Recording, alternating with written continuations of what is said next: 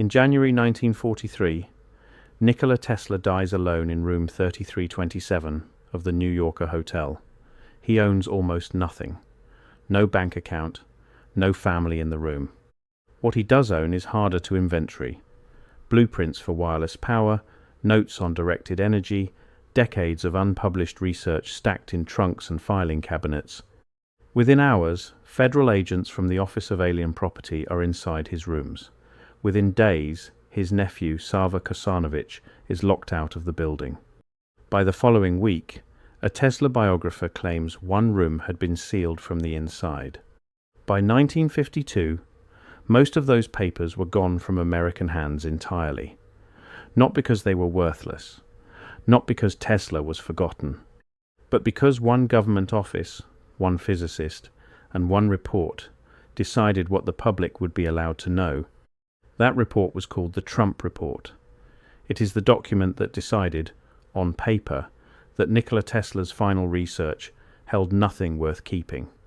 And the story of what happened to it afterward is one of the strangest acts of quiet erasure in American history.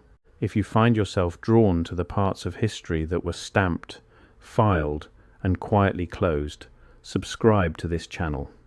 Every week, we dig through the paper trail institutions left behind when they decided what the public didn't need to see. Hit the bell so you don't miss the next one.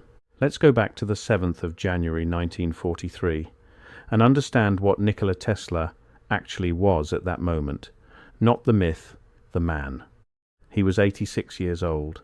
He lived in room 3327 of the New Yorker hotel, paid for partly by the Westinghouse Electric Corporation, which still owed him royalty consulting fees decades after his AC induction motor patents made George Westinghouse's company viable. He fed pigeons on the windowsill. He owed money to the hotel. This was not the record of a fringe inventor. Tesla held over 300 patents. His alternating current system powered the 1893 World's Columbian Exposition, and by 1895, the Niagara Falls hydroelectric plant, the first large-scale AC power station in the United States.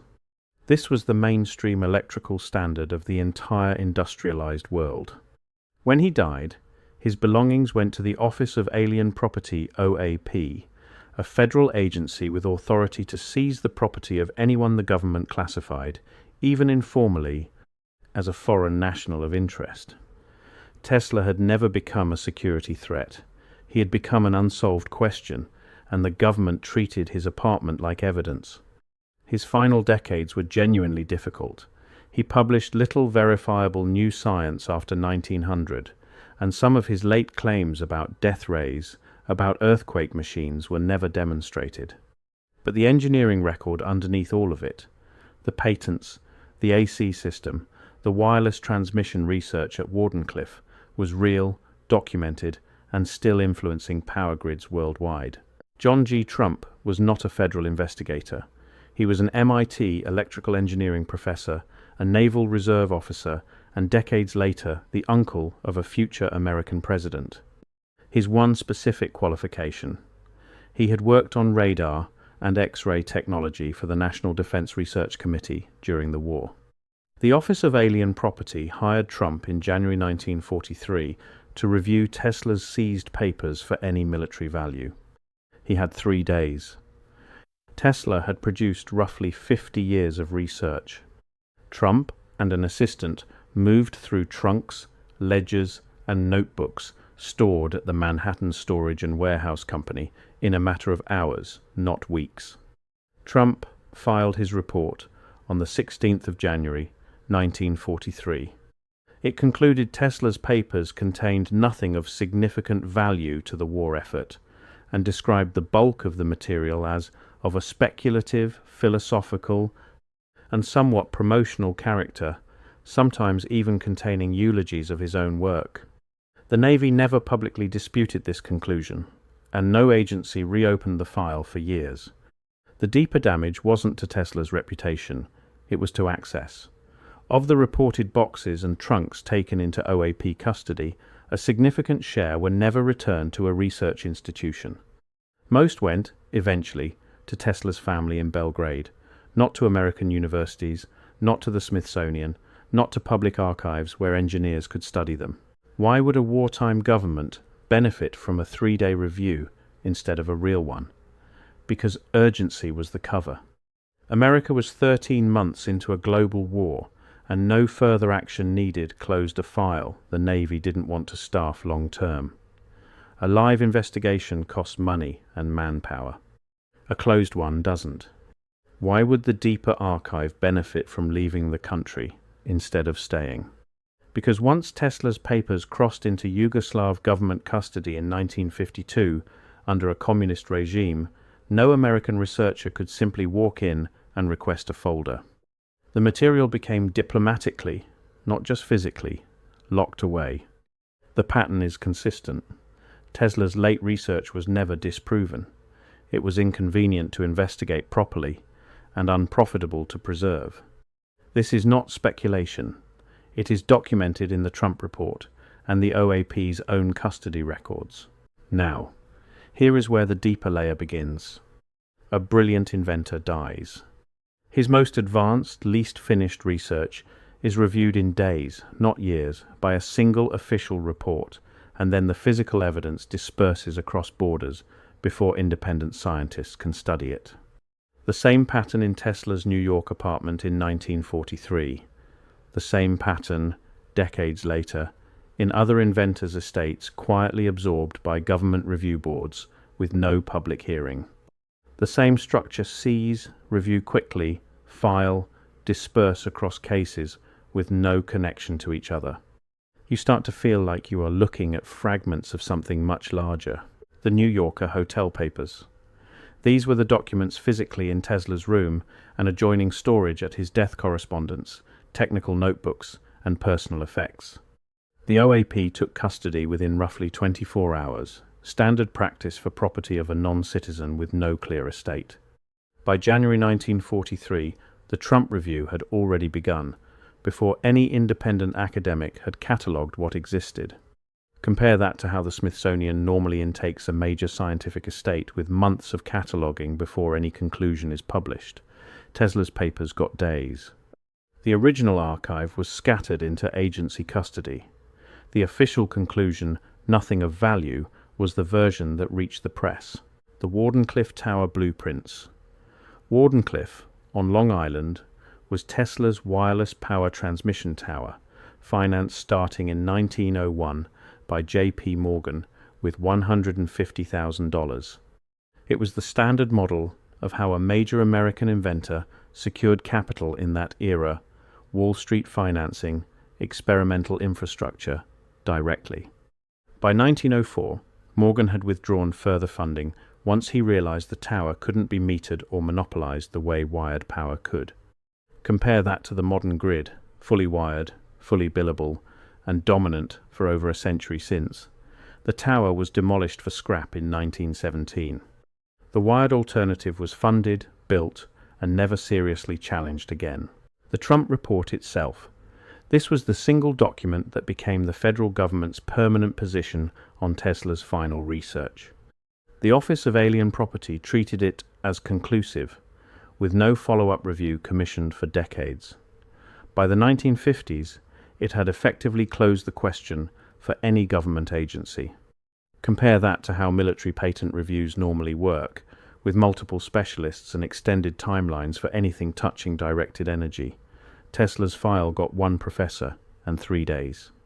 The shortcut became permanent policy. The 2 trunks sent to Belgrade. In 1952, 2 trunks of Tesla documents and personal effects were released by the OAP to Sava Kosanovic and transported to Belgrade, where they formed the founding collection of the Nikola Tesla Museum. This was the largest surviving cache of primary material. By the time the museum opened in 1955, it held more original Tesla documentation than any American institution. Compare that to US. Universities, which hold scattered secondary collections, not the core archive. The primary record left the country. The fragmented copies stayed, the FBI's own file. The Federal Bureau of Investigation maintained a Tesla file that remained classified for decades. It was only released partially through Freedom of Information Act requests, starting in the 1980s. Compare that to files on far less significant private citizens, often released faster. Tesla's took longer. The underlying papers were dispersed for decades. The redacted file became the only domestic record left to study. There are still places where Tesla's primary record survived. Serbia never let go of it. The Nikola Tesla Museum in Belgrade holds the original 1,952 trunks, still cataloguing portions of the collection today. The Library of Congress holds a secondary collection donated papers, not the seized originals, but still a verified public archive open to researchers. The US Patent and Trademark Office still holds the full, unaltered record of Tesla's patents, untouched by the 1943 review, because patents are public by design. Every one of these points back to something older, the parts of Tesla's legacy that institutions couldn't quietly close a file on. And so when you plug in a phone tonight, drawing power from a fully wired, fully metered grid, look at what's missing, not the technology, the alternative path. Wireless power transmission, the thing Tesla was chasing at Wardenclyffe, only reappeared commercially in the 2010s, in phone charging pads, over a century later. Patent reviews on emerging energy technology today still move through closed federal panels, not public hearings, the same structure that handled Tesla's file in 3 days. If you measure raw efficiency, the modern wired grid wins outright. If you measure who controls access to the next major energy shift, the answer is less clear. The Trump report was filed in 1943. The institutional habit of quiet, fast, unreviewed energy assessments is over 80 years old. There is one more piece of this story that almost no one tells. The Manhattan Storage and Warehouse Company, which held much of Tesla's bulk archive after his death, was a private commercial facility, not a federal one. When OAP custody transferred and consolidated records over the following years, significant portions of the original inventory were never fully cross-referenced against what Trump's 3-day review actually opened. A 1,943 OAP property inventory list, now in the National Archives, shows trunks logged only by quantity and general description, papers, models, miscellaneous, not by content. This was normal in 1943. A wartime federal office could inventory a dead immigrant inventor's life's work in vague, categorical terms, and no one objected. It would be unthinkable today, not because people changed, but because the record standards that allowed it were eventually dismantled. Tesla's most advanced research was reviewed by people who understood exactly how little time they were giving it. The only question left is why so few people seem to know. The Trump report is publicly available through declassified FBI files. You can read it tonight. The next investigation drops next week. Don't miss it.